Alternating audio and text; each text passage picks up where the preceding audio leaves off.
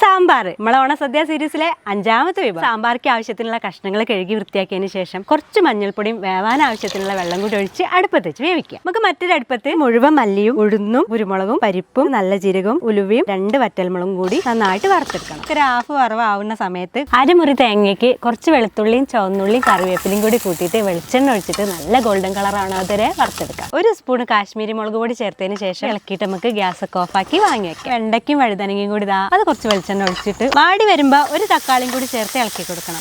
മാറ്റി വെക്കാണ്. സാമ്പാർ കഷ്ണങ്ങളൊക്കെ വെന്തിട്ടുണ്ട്. പരിപ്പ് വേവിച്ചത് ഒഴിച്ചെടുക്കാണ്. വെണ്ടയ്ക്കും തക്കാളി വഴുതനങ്ങയും ആവശ്യത്തിനുള്ള ഉപ്പും കൂടി ചേർത്തിട്ട് ചൂടാറിയ ഈ തേങ്ങാക്കൂട്ട് ആദ്യം ഒന്ന് പൊടിച്ചതിന് ശേഷം പിന്നെ ആവശ്യത്തിന് വെള്ളം ഒഴിച്ചിട്ട് അരച്ചു കൊണ്ടുവരാം. അരപ്പ് നേരെ സാമ്പാറിലേക്ക് ഒഴിച്ചു കൊടുക്കാം. പുളിയും കൂടി ഒഴിച്ചിട്ട് കായത്തിന്റെ പൊടിയും കൂടി ചേർക്കണ്ടേ. തളയൊക്കെ വരുന്ന ഈ ഒരു സമയത്ത് വാങ്ങി വെക്കട്ടോ. വറവിടൽ സാധാരണ പോലെ തന്നെ കടുക്, കറിവേപ്പില, വറ്റൽമുളക് ഒഴിച്ചു കൊടുക്കുക. കുറച്ചേരം അടച്ചു വെക്കുക. സാമ്പാർ ഇതാ റെഡി ആയിട്ടുണ്ട്. ഈ വർഷത്തെ ഓണത്തിന് നിങ്ങൾ ഈ രീതിക്കും കൂടി ഒന്ന് ഉണ്ടാക്കി നോക്കൂലേ.